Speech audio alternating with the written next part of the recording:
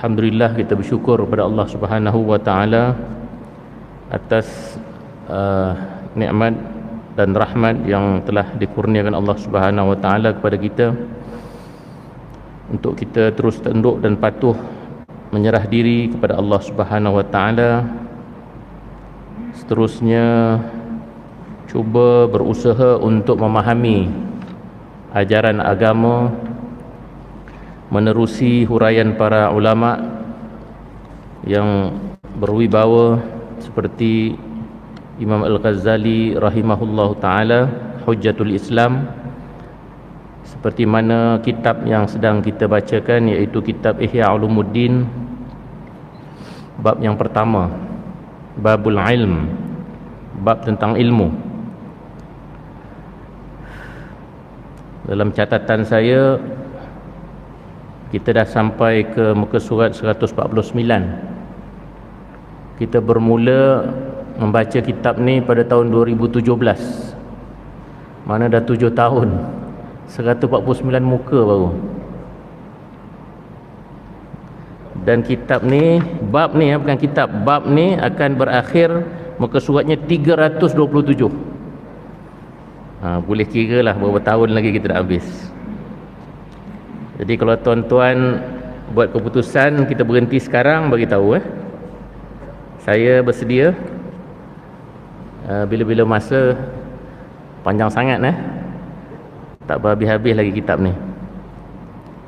Atau nak ubah cara ke? Saya baca kitab ni juga di satu surau yang lain, tapi berdasarkan tema. Maknanya tajuk tu saya rumuskan, saya summarize. Jadi dia cepat sikit lah. Tapi dulu saya pernah tanya kat sini, dia semua kata nak baris ke baris, line by line. Apa nak buat? Itu yang dah 7 tahun tak habis-habis tu. Okey, kita sambung, tak apa, selagi ada orang nak dengar. Perbahasan kita masih berkait tentang istilah-istilah yang bagi Imam Al-Ghazali rahimahullah telah disempitkan maknanya, dan istilah terakhir yang masih kita bicarakan, tajuk awalnya pada muka surat 141, iaitu perkataan zikir dan perkataan tazkir. Perkataan zikir dan perkataan tazkir. Dan perkataan tazkir inilah datangnya tazkirah, yang kita biasa dengar tazkirah, yang asalnya bermaksud, zikir itu maksudnya mengingati, dan pastinya mengingati itu mengingati Allah Subhanahu wa taala. Dan apa sahaja perkara yang kita buat atas nama zikir dan tazkir, termasuk tazkirah itu, dia mesti bermatlamatkan akhirnya mengingati Allah Subhanahu wa taala. Kalau kita berzikir tapi hati kita tidak sampai kepada Allah taala, maknanya itu bukan zikir. Kan, walaupun kami kuat lagi kita berzikir, tapi kalau hati kita itu tidak sampai kepada mengingati Allah Subhanahu wa taala, maka maqasid ataupun maksud kepada zikir itu tidak sampai. Begitu juga dengan tazkirah. Tazkir, kalau bercerita, berceramah, macam-macam, tapi akhirnya hati kita tidak mengingati Allah Ta'ala, maka itu bukan tazkir. Itu bukan tazkirah. Termasuk dalam perkara-perkara ini, dalam perbahasan mengenai zikir dan tazkirah ini, adalah ucapan-ucapan yang diberikan oleh golongan sufi, golongan ahli tasawuf, yang bagi Imam Al-Ghazali terdapat kelompok-kelompok sufi ini yang terlalu ekstrim. Dalam erti kata, mereka mengkhabarkan tentang pengalaman-pengalaman rohaniah mereka, pengalaman mereka bersama Tuhan, dengan perkataan-perkataan yang mengelirukan, dan kadang-kadang dia bukan mengelirukan orang yang mendengar sahaja, dia mengelirukan orang yang bercakap tu pun. Maknanya orang bercakap tu pun tak clear, tidak jelas apa yang dia sedang perkatakan. Itu lagi teruk. Jadi itu yang dipanggil dalam istilahnya dipanggil syatahat. Shin ta ha alif ta, syatahat. Syatahat. Dan kita dah berikan contoh Al-Hallaj misalnya, seorang ahli sufi yang terkenal dalam sejarah. Dia menzahirkan pengalaman rohaniahnya kepada awam dengan mengatakan bahawa akulah Tuhan. Dia kata akulah Tuhan. Mungkin maksudnya itu dia dengan Tuhan dah tak ada pemisah. Dia dah bersama Tuhan. Dia dah sampai maqam terlalu tinggi mengingati Allah Subhanahu Wa Taala dan mengamalkan amalan-amalan yang mendekatkan diri kepada Allah, sampai dia mengeluarkan kata-kata begitu.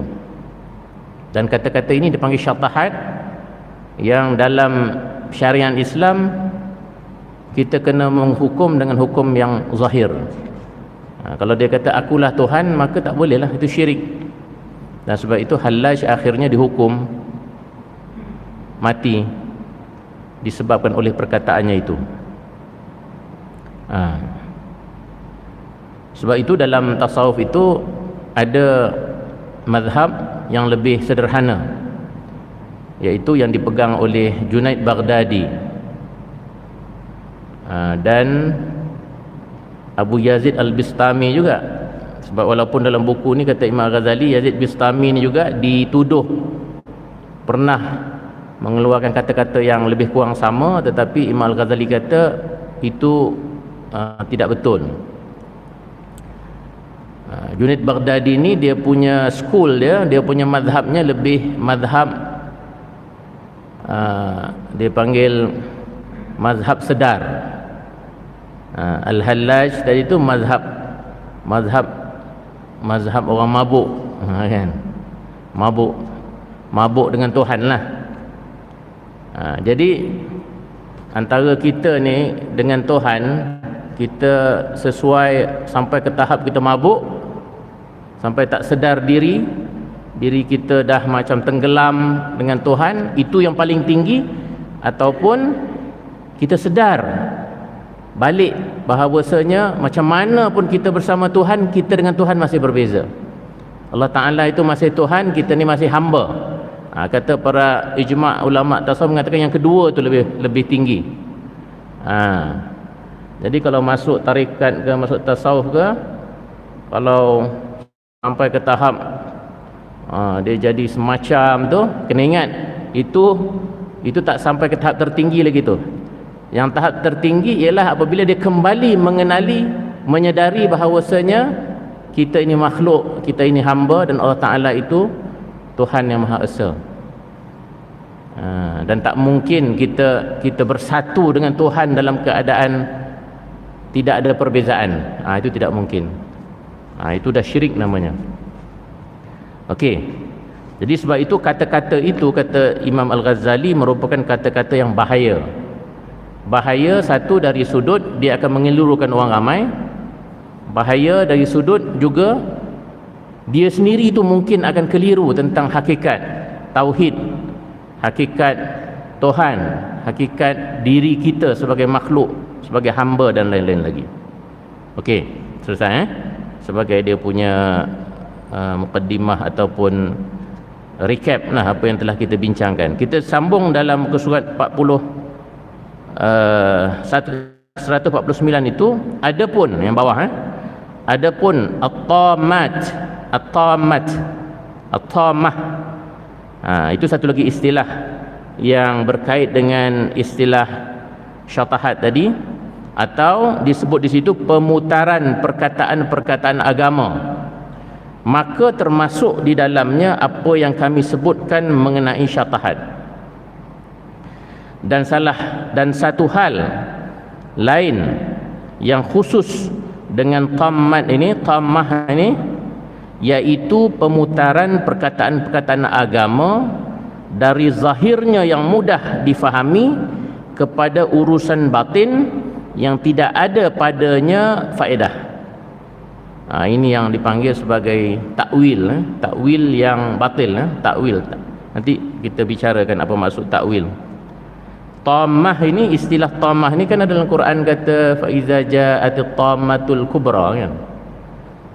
Dan ketika datangnya tammatul kubra, tammatul kubra itu merujuk kepada hari kiamat. Maknanya ketika datangnya satu peristiwa yang begitu dahsyat, itu masuk tammah itu. Jadi istilah tammah itu adalah istilah perkara-perkara yang akan kalau orang putih kata mind boggling, dia akan menyebabkan kita punya akal tu jadi keliru, jadi dah tak faham dah.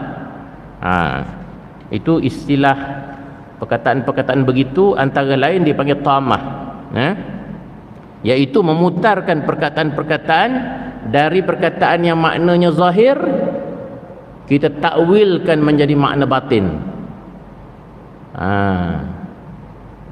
Sedangkan makna zahir itu sudah tepat, makna zahir itu sudah jelas. Contoh, kita ambil contoh lah. Contoh senang faham kan. Solat misalnya, Quran kata aqimis solah, dirikan solat. Apa yang kita faham bila Quran kata aqimis solah, dirikanlah sembahyang? Yang itulah yang kita buat tadi tu, yang kita buat maghrib, nanti isyak kita buat lagi kan. Tapi orang-orang yang tammah ini, dia akan cuba mentakwilkan. Dia kata, oh itu bukan maksud solat yang kita tunduk rukuk. Solat di situ maknanya silah. As-salatu silatun bainal 'abd wa rabbuh, dia kata. Solat ini adalah hubungan antara hamba dengan Tuhannya. Okeylah, kita dengar pun macam okey tak? Tapi akhirnya dia akan berkesimpulan, selagi mana kita berhubung dengan Tuhan, kita dah bersolat lah. Di situ dia punya sesatnya tu. Kerana apa? Kerana dia dah berpindah daripada makna zahir kepada makna yang batin, makna yang takwil. Sedangkan Quran, bila Allah menyebut as-salah di situ, bukan Allah menyebut hanya maksudnya hubungan saja. Yang Allah sebut dalam Quran aqimus salah, dirikan solah, itu bermaksud solat sebagaimana yang Rasulullah sallallahu alaihi wasallam ajar kita, yang bermula daripada takbiratul ihram dan yang berakhir dengan salam. Itu ta'rif solat as a term, terminologi, istilah. Walaupun makna literalnya solat tu hubungan silaturahim kan, hubungan kasih sayang, silaturahim. Tetapi kalau orang-orang yang nak membawa kepada ajaran-ajaran yang menyeleweng, dia akan mula mentakwilkan, mengubah makna-makna zahir kepada makna batin. Sama juga dengan puasa, siyam tu maksudnya al-kaf. Siyam tu maksudnya menahan diri. Jadi dia kata selagi kita menahan diri daripada apa, itu tak kisah. Itu kita dah berpuasa. Zakat pun begitu juga. Zakat itu maksudnya menyucikan. Jadi selagi kita menyucikan diri kita, kita dah berzakat lah tu. Tak perlu yang zakat yang zahir tu. Ini semua tindakan ataupun pandangan-pandangan yang menuju ke arah ini. Tammah ini, pemutaran kata-kata yang zahir, yang mudah difahami, kepada urusan yang batin yang tidak ada faedah dan mengelirukan. Dan ini ada kelompok dan golongannya. Misalnya golongan batiniyah. Golongan batiniyah ini khususnya dalam Syiah, dia kuat. Zaman Imam Al-Ghazali, golongan batiniyah ni kuat.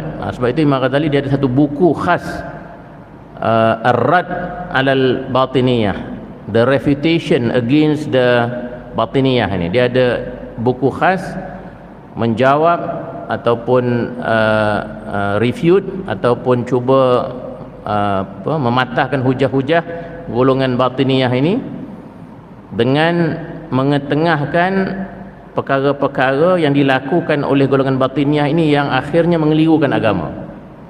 Saya bagi contoh. Golongan ini Kerana mereka Syiah ni mereka benci dengan sahabat-sahabat Nabi yang bukan Sayyidina Ali. Antara yang mereka amat benci ialah Aisyah, isteri Nabi tu. Jadi mereka mentakrifkan misalnya ayat dalam surah Al-Baqarah, innallaha ya'murukum an tazbahu baqarah. Surah Al-Baqarah tu kan surah tentang sapi betina kan, lembu betina. Ada ayat mengatakan bahawa Allah Ta'ala telah mengarahkan, memerintahkan kamu supaya menyembelih seekor lembu betina. Dan itu mereka takwilkan sebagai Aisyah. Yang kena sembelih tu, yang kita kena sembelih itu adalah Aisyah. Marah dia sangat kepada Aisyah, isteri Nabi. Dia takwilkan ayat Quran ni kepada itu. Ini merupakan satu tammah, ini cara mengubah makna-makna dalam Al-Quran secara sesat, dan selalunya menyebelahi kepentingan kelompok mereka. Kan, kalau kelompok mereka bencikan seseorang tu, dia akan cari ayat Quran, kemudian perkataan-perkataan dalam Al-Quran tu mereka cuba takwilkan. Dalam ilmu Al-Quran dia ada dua, dia ada tafsir, dia ada takwil. Ni belajar ulumul Quran sekejap, 5 minitnya kursus pendek. Dia ada tafsir, dia ada takwil. Tafsir ni adalah kita memberikan makna-makna secara zahir, ayat-ayat Al-Quran itu kita huraikan dan berdasarkan kepada dalil-dalil yang jelas daripada hadis-hadis, daripada kata-kata sahabat, asar misalnya. Itu tafsir. Jadi tafsir macam tafsir Ibnu Abbas, kita ada tafsir yang paling awal, itu tafsir yang berwibawa lah, sebab Ibnu Abbas ni sahabat Nabi. Jadi dah pastilah pandangan-pandangan Ibnu Abbas terhadap makna-makna Al-Quran itu lebih jelas kerana Ibnu Abbas bersama-sama dengan Nabi. Malah Ibnu Abbas ni pernah ditahnik oleh Nabi, dan Nabi mendoakannya, Allahumma faqihhu fid din wa 'allimhu ta'wil. Itu doa yang kadang-kadang kita baca juga. Ya Allah, dalamkan kefahaman Ibnu Abbas ni tentang agama dan pandaikan dia tentang takwil.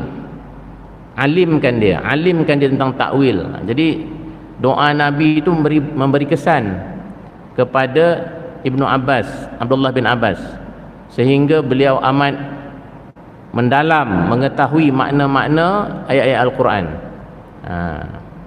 Di situ takwil, takwil yang betul lah, takwil yang betul. Sebab apa? Sebab Ibnu Abbas ni, katalah dia Nabi tak sebut secara khusus makna Al-Quran itu, tapi disebabkan beliau bersama Nabi setiap hari, sahabat Nabi kan. Jadi ada kadang-kadang perkataan-perkataan yang mungkin Nabi tak sebut secara jelas dalam hadis-hadis, tetapi disebabkan Ibnu Abbas selalu bersama Nabi, ada makna-makna yang beliau tahu dan beliau faham, itu yang Nabi juga faham. Jadi sebab itu asar para sahabat ini, kata-kata para sahabat juga boleh kita terima sebagai dalil selain daripada Quran, selain daripada hadis. Kata-kata para sahabat juga boleh, kan? Macam saya mengajar hari ni kan, tuan-tuan katakanlah tiap-tiap minggu dengan saya, contoh saja ni, tapi tak pun, lepas minum, lepas kuliah pergi minum kat depan sana dengan saya juga. Saya cerita lagi benda-benda yang tak ada dalam kitab ni, saya cerita lagi. Lepas itu minggu depan pergi naik basikal sama-sama, contoh dengan saya pun cerita lagi. Okey, katakan tuan-tuan dengan orang yang datang 100 tahun lagi, yang baca saya punya katakanlah buku, saya tulis buku, nak memahami erti-erti yang saya cakap tu, siapa yang lebih faham? Tuan-tuan ke ataupun 100 tahun lambat sangat, 20 tahun akan datang, 30 tahun akan datang? Mestilah yang tuan-tuan, sebab terutama yang bersama saya setiap minggu, dan saya cakap macam-macam, mungkin tak ada dalam buku saya tu, tetapi saya sebut. Jadi untuk mentafsirkan apa yang saya punya pemikiran, tuan-tuan lebih mendalam lagi. Begitulah para sahabat. Para sahabat ni kerana dia bersama dengan Rasulullah SAW, walaupun ada hadis yang mungkin tak sebut, tapi kata-kata Sayyidina Umar misalnya kita boleh guna sebagai sesuatu yang kuat untuk menjadi dalil kepada satu-satu pendirian agama. Okey. Jadi tetapi tafsir ini dia masih lagi mengikuti batas-batas yang jelas, batas-batas yang jelas yang ada dalam hadis kita gunakan untuk tafsir ayat, yang kata-kata sahabat kita gunakan untuk mentafsirkan ayat. Tetapi takwil ini adalah cara untuk memahami Al-Quran itu dengan cara yang lebih mendalam. Dia pergi kepada lapisan makna yang lebih mendalam. Dia panggil lapisan makna yang bukan zahir, tidak zahir, tapi makna yang takwil. Kita ambil contoh. Contoh bila Quran kata yadullah, ini selalu saya bagi contoh. Yadullah fawqa aydihim, tangan Allah itu berada di atas tangan mereka. Ada ayat tu dalam Quran. Jadi perkataan yadullah di situ, tangan Allah di situ, pastinya dari segi zahir tidak boleh bermakna tangan seperti mana tangan manusia secara zahir. Sebab apa? Sebab di sana ada ayat-ayat yang muhkamat, ayat yang jelas yang lain yang mengatakan bahawasanya Tuhan ni tidak boleh menyamai segala sesuatu. Laisa kamitslihi syai'. Walam yakul lahu kufuwan ahad, dalam surah Al-Ikhlas kita baca. Sesungguhnya tidak ada pada Tuhan itu sesuatu pun yang kufu, menyamainya. Jadi disebabkan ayat-ayat yang zahir yang muhkamat ada, jadi ayat yang kata yadullah tadi itu kita tak boleh faham secara literal. Kalau tidak nanti dia dah bertentangan. Mana mungkin ayat Quran bertentangan antara satu dengan yang lain. Kalau ayat Quran sini kata Tuhan tu tak bersamaan dengan segala sesuatu, tak boleh kita faham yadullah, tangan Tuhan tu macam ada 5 jari macam kita. Jadi di situ kata sebahagian para ulama tafsir dan ulama akidah, kita perlu takwilkan ayat itu. Di situ boleh takwil. Di situ boleh takwil. Kenapa? Kerana makna zahir itu dah bermasalah. Bukan bermasalah, Al-Quran tak ada masalah, tetapi makna zahir itu sudah lagi tidak boleh digunakan makna zahir. Kita kena, tapi ayat Quran atau bahasa Arab ni dia ada banyak lapisan makna. Yad itu tangan itu juga dalam bahasa Arab juga bermaksud kuasa.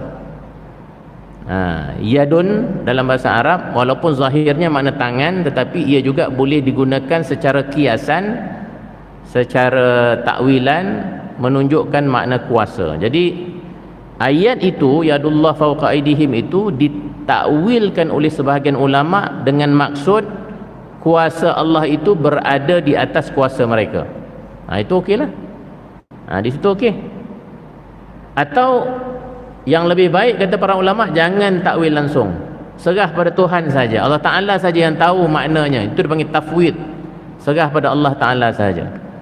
After all, kalau kita tak tahu makna tangan Allah pun tidak menjejaskan akidah kita. Kan? Yang lebih penting ayat-ayat lain tu, ayat tentang puasa, solat, tauhid, itu lebih penting itu kita faham. Tapi hal-hal tentang makna tangan Tuhan, makna Tuhan bersemayam di atas arash, itu juga kita serah pada Allah Ta'ala.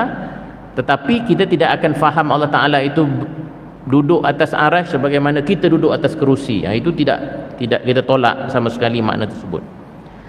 Okey, jadi habis adalah kursus 5 minit tu.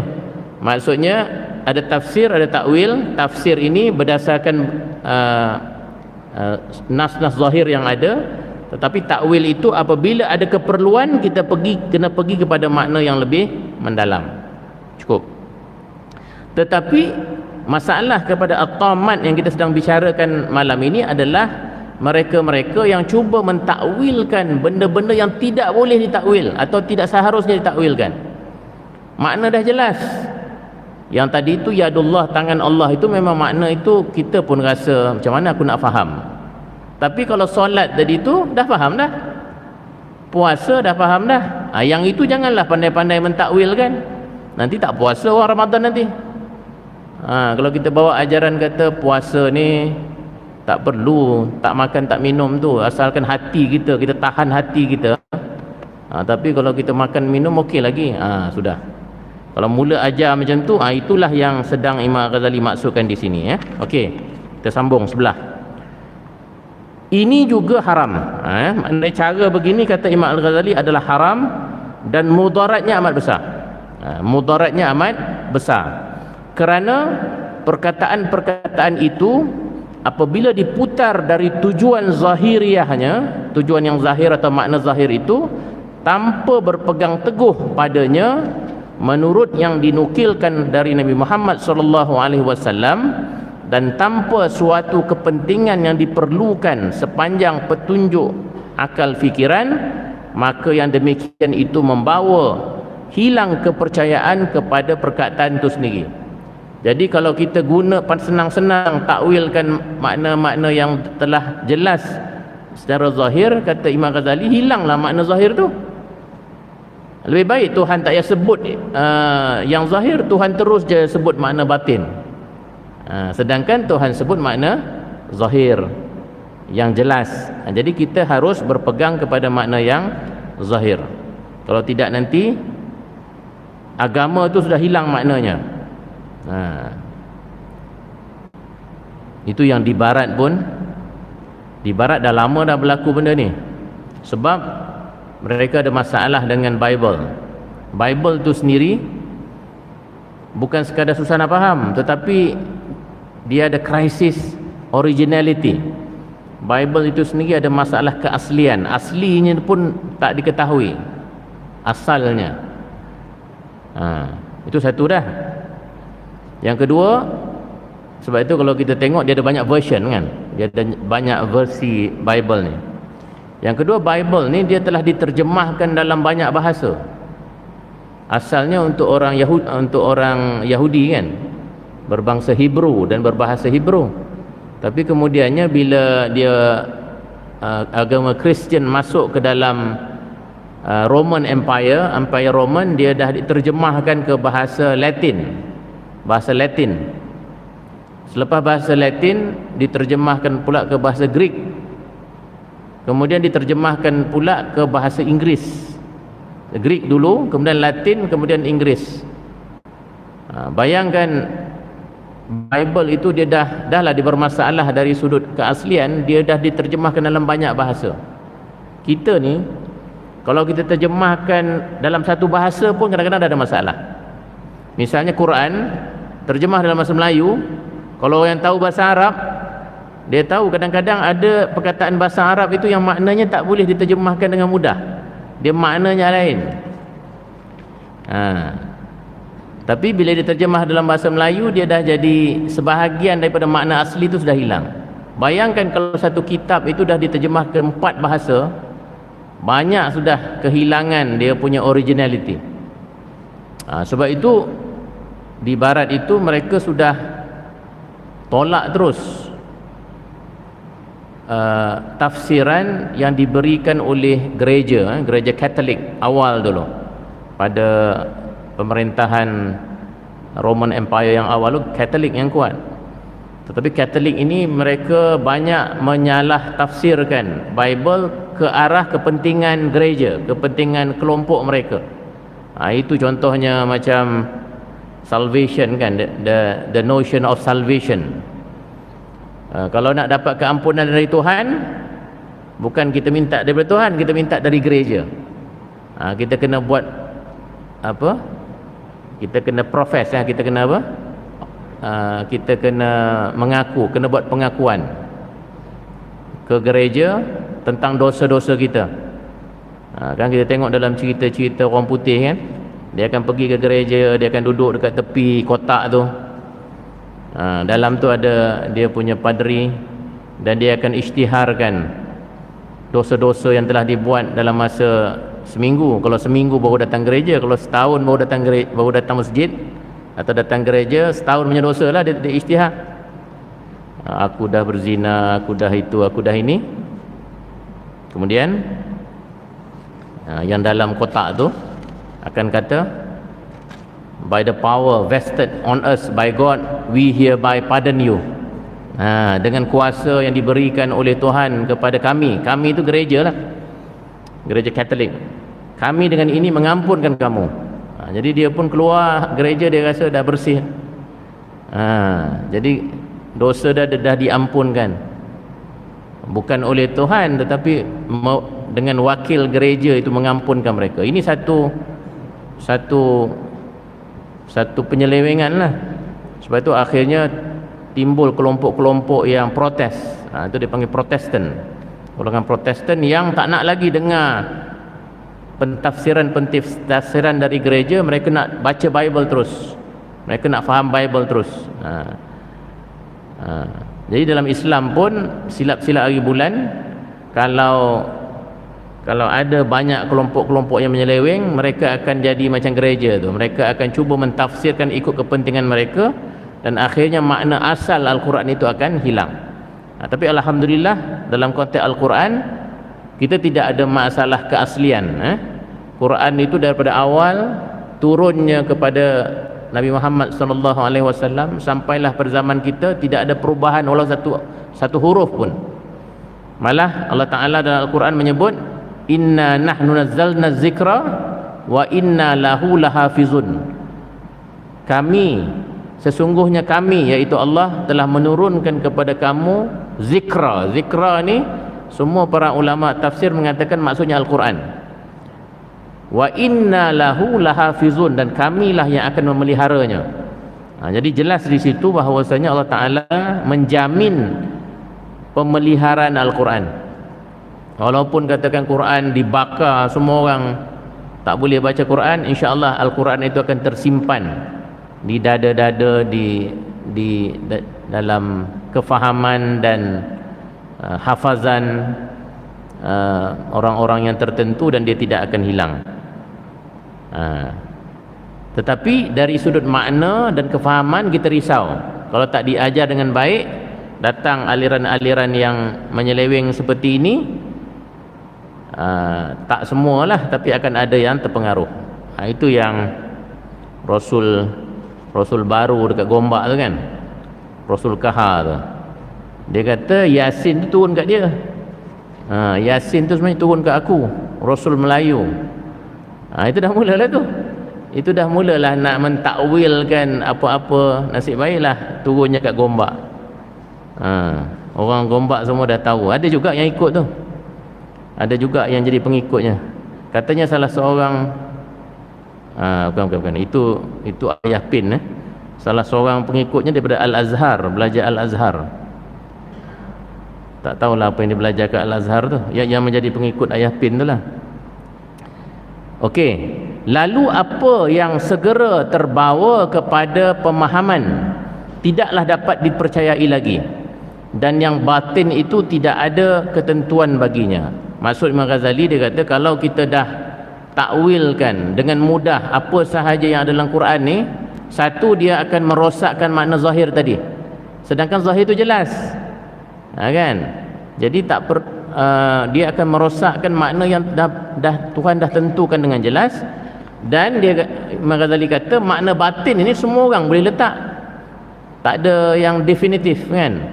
Nanti orang yang ni dia akan letakkan makna yang sesuai dengan kelompok dia, kelompok lain nanti akan meletakkan makna yang sesuai dengan kelompok dia pula, dan lain-lain lagi. Lalu apa yang segera tetapi timbullah pertentangan dalam hati dan memungkinkan penempatan perkataan itu dalam beberapa corak. Maksudnya nanti kalaulah berlaku benda ni, maka nanti akan timbullah banyak makna-makna yang bertentangan antara satu dengan yang lain, dan manusia itu akan berada dalam kelompok-kelompok yang saling bersalahan antara satu dengan yang lain. Ini, kata Imam Al-Ghazali, juga termasuk dalam bid'ah yang telah berkembang dan besar kerugiannya. Sesungguhnya tujuan dari orang-orang yang membuat tammah itu ialah menciptakan yang ganjil, kerana jiwa manusia condong kepada yang ganjil dan merasa enak memperolehi yang ganjil. Benda-benda macam ni dia akan menyebabkan orang tertarik. Sebab manusia ni salah satu kecenderungannya dia suka benda-benda yang pelik dan ganjil. Bila tengok ada pokok, tiba-tiba dahan tu ada tulis la ilaha illallah, dahan pokok tu, oh heboh, satu kampung, satu negara heboh. Dan ramai orang lepas tu beriman, kuat iman dia lepas tengok pokok tu. Padahal ustaz mengajar akidah setiap minggu, tak kuat iman dia. Ustaz baca ayat Quran, ustaz ajar tauhid, sifat-sifat Tuhan, iman tak kuat. Tapi tengok pokok adalah ilaha illallah, terus kuat iman dia. Tengok dalam biji kurma tu ada perkataan Allah, oh terus dia jadi kuat. Tak pelik ke macam tu? Sebab manusia suka benda-benda yang pelik, sebab ilmu tak ada. Sebab itu kebanyakan ajaran-ajaran sesat, antara yang menonjol dalam gurunya itu, dia ada benda-benda yang pelik. Dia boleh terbang, dia boleh dia kebal. Benda-benda macam tu akan ramailah pengikutnya, kerana yang ikut tu memang tak ada ilmu. Dia akan suka benda-benda yang pelik. Dengan cara tersebut, 2 minit lagi. Dengan cara yang tersebut, sampailah kaum batiniyah itu meruntuhkan semua syariat. Jadi kalau macam itulah caranya kita mentakwilkan makna-makna yang telah zahir itu, runtuhlah syariat. Sebab syariat itu berdasarkan benda-benda yang zahir, kan? Benda-benda yang kita boleh nampak dengan jelas, faham dengan jelas, dan lakukan dengan jelas. Dengan pentakwilan zahiriyahnya dan menempatkannya menurut pendapat mereka sendiri, sebagaimana yang telah diceritakan mengenai mazhab-mazhab kebatinan dalam kitab Al-Mustazhari. Ini antara kitab yang Imam Al-Ghazali tulis untuk menjawab golongan batiniyah, yang dikarang oleh beliau sendiri untuk menolak golongan tersebut. Kita ambil satu last contoh macam mana takwil golongan ini, antara lain ayat yang berbunyi idhhab ila fir'aun innahu tagha dalam surah Taha. Maksudnya yang zahir, pergilah kepada Fir'aun, sesungguhnya Fir'aun itu taghut, derhaka, melampaui batas. Yang ini mereka takwilkan Fir'aun di situ sebagai hati.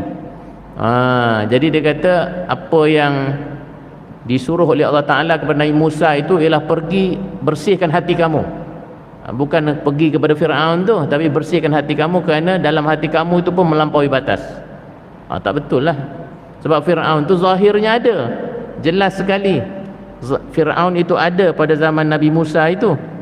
Kecuali kalau Fir'aun tu tak ada, kan, itu bolehlah ditakwilkan kepada benda-benda yang lain. Tapi Fir'aun itu jelas. Malah bukannya zaman itu saja, sampai hari ni Fir'aun tu ada. Ada lagi jasad dia. Saya baru balik pada Mesir 3 minggu ke 4 minggu lepas. Ada dekat Muzium Kebangsaan Kahirah 12 ke mumia yang masih asli lagi Fir'aun, termasuk yang kejar Nabi Musa tu. Jadi tak betul kalau mereka mentakwilkan ayat itu sebagai hati, Fir'aun itu sebagai qalb misalnya. InsyaAllah kita sambung lagi nanti beberapa lagi contoh takwil jahili, takwil yang sesat yang dibawa oleh golongan batiniyah. Wallahu alam. Wassalamualaikum warahmatullahi wabarakatuh. Alhamdulillahirabbil alamin. Wassalatu wassalamu ala Rasulillah wa ala alihi washabbihi ajmain. Allahumma iftah alaina hikmataka wa anshur alaina min khaza'ini rahmatika ya arhamar rahimin. Walhamdulillahirabbil alamin.